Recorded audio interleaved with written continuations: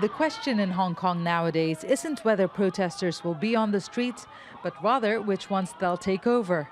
Coming up to the 5th month of weekend demonstrations, these latest protests brought several districts to a standstill.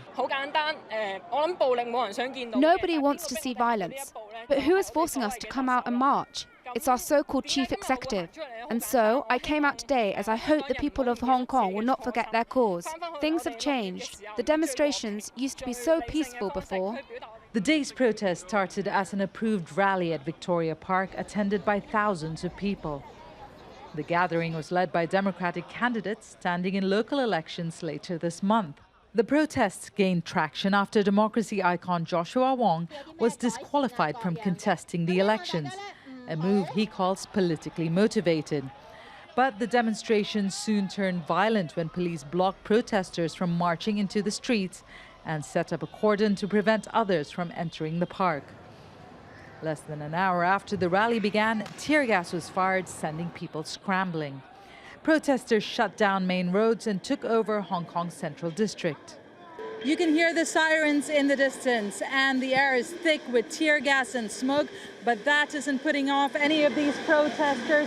Hundreds of them are gathered here in Hong Kong's main financial center, a place that is usually teeming with shoppers during the weekend and tourists. Instead, the protesters have taken over the street, they built barricades, set public objects on fire, and are waiting for the police to come here. And they came in large numbers, firing tear gas and pepper spray, dispersing the protesters in all directions. They kept with their philosophy, be water, to regroup and disrupt other parts of the city. Protesters vandalized the offices of the state-run Xinhua news agency, widely seen as the mouthpiece of the Chinese Communist government. In an unusual move earlier this week, Chinese political leaders indicated that Beijing is likely to intervene more in Hong Kong's affairs in the name of safeguarding national security. Some protesters believe this could mean their days on the streets are numbered.